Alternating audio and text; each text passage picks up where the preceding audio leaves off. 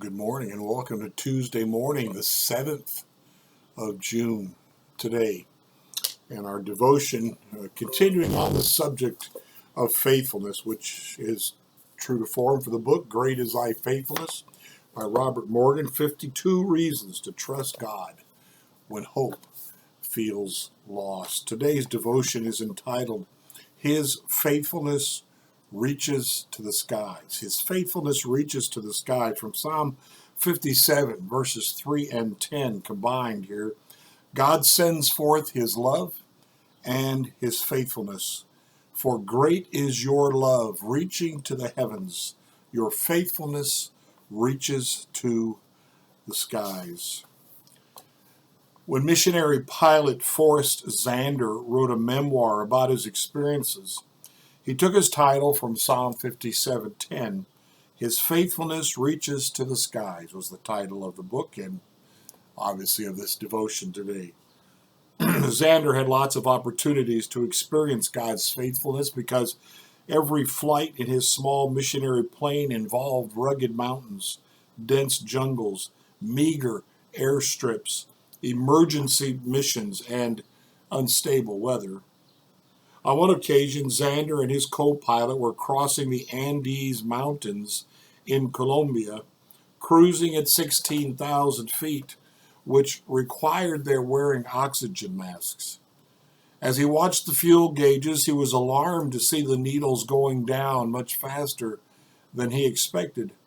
There was a problem somewhere, and Zander still had the last 3 ranges of the Andes to cross. He needed to refuel.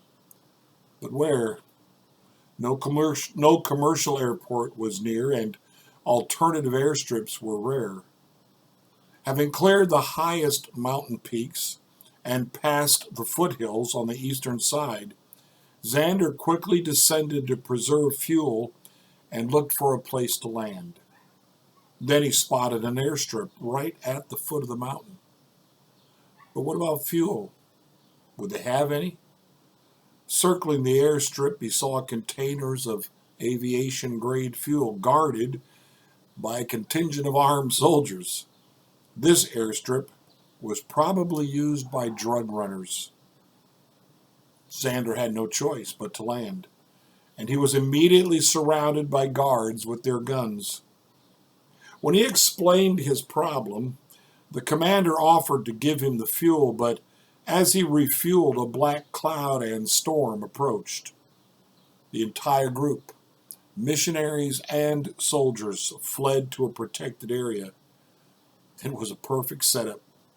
As the rain pattered on the roof, Zander read to the men from his Spanish Bible, shared the gospel with them, and left the Bible for them to study. Then joyfully, this is a quote from him, from Zander, then joyfully we departed, realizing again that our times are in the Lord's hands. Sometimes delays and problems are his way of opening doors to new opportunities to love people and to serve him, unquote. That should be on the wall of our houses and of our churches. You don't have to be a pilot to realize his faithfulness reaches to the skies.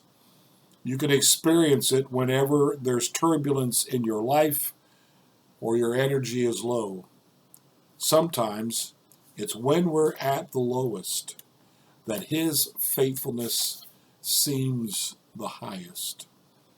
The closing quote for today's devotion comes from Charles Spurgeon.